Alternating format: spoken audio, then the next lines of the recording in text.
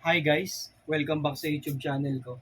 So for today, meron tayong sasagutan na isang math problem coming from TikTok. Sabi kasi dun mga Lodi Cakes galing doon siya sa Bangladesh Olympiad problem. Pero ewan ko, napakadali lang kasi nito. I mean without Lodi Cakes, I mean para sa akin madali lang siya. Feeling ko hindi siya pang Olympiad. Napakasimple lang nito mga Lodi Cakes. Pero before that, shoutout muna kay Daniel Buisel. Thank you so much kay Lodi Cakes na isang solid supporter natin. And shoutout sa'yo and I hope you all the best, my Lodi. So, ang problem natin is find the value of x raised to 2021 plus 1 over x raised to 2021 given that x plus 1 over x is equal to square root of 2. So, siguro sa simula, medyo mahirap siyang i-solve. Pero kasi this requires algebraic manipulation in which we will do some, like we will do some square or we will multiply, divide, add, subtract, or anything that will help us to solve what is being asked in the given problem. So the given is x plus 1 over x is equal to square root of 2. And we are asked to find the value of x raised to 2021 plus 1 over x raised to 2021. So the first thing that we usually do in this type of equations is we will square this one so that we can have an expression or a value for x squared plus 1 over x squared. So what happens next, or ij? So if we will square this, the first, so gawin natin ganito. So square this, so we have x squared plus twice the product of the two, and x and 1 over x plus 1 over x squared is equal to 2. So kapag sinimplify natin, once we simplify this one, we will have x squared plus 2 plus 1 over x squared is equal to 2. Since this is 2, this is 2.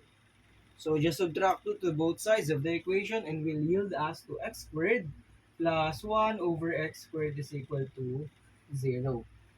From this part, everything will become easy. Why?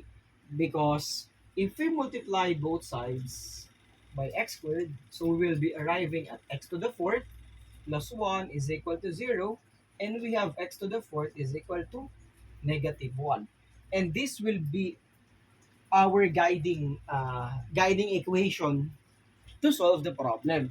So if x to the fourth is equal to negative 1, although we know that this will just, the value of x will be a complex number, because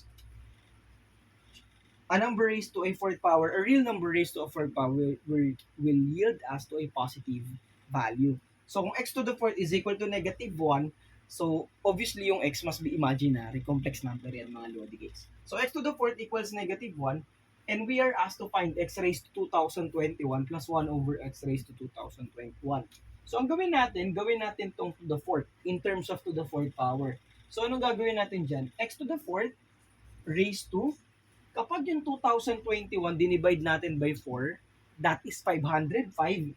Tapos may matitira pa tayo na isang x raised to 1 or simply x.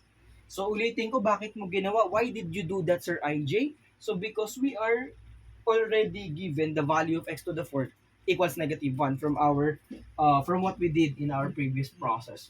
So this will be x to the fourth raised to 505 multiplied by x plus 1 over x raised to 4 raised to 505 multiplied by x. What is the value of x to the fourth? That is negative 1. So from this one, so for this equation, this one encircled here, we will arrive at, so we'll put an arrow here. X to the fourth is negative 1.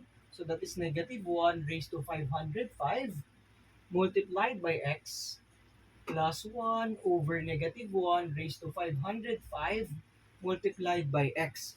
As we all know, negative 1 raised to an odd number is equal to negative 1. So we'll have negative x plus 1 over negative x, or this is simply negative x minus 1 over x. We can factor out the negative sign, that is negative x plus 1 over x, but we are given that x plus 1 over x is equal to square root of 2. So that is why for Sir IG, this is just an easy algebra problem. So we'll just do some algebraic manipulation. Everything will be easy from this equation, and then you will just use some division and then just check what expression will be the result and that will be related to the given. equation. So ulitin ko guys ha, ini-square lang ni Sir IJ to, so that x to the fourth equals negative 1, tapos ayun. Madali naman siya, di ba mga Lodi Cakes? If ever may questions kayo or clarifications, don't forget to comment on the comment section. And thank you so much for those who keep on supporting me and subscribe to my channel. And I hope you'll learn more from my engineering math contents and Olympiad math contents. Kita kits, see you on my next math tutorial videos. And bye-bye!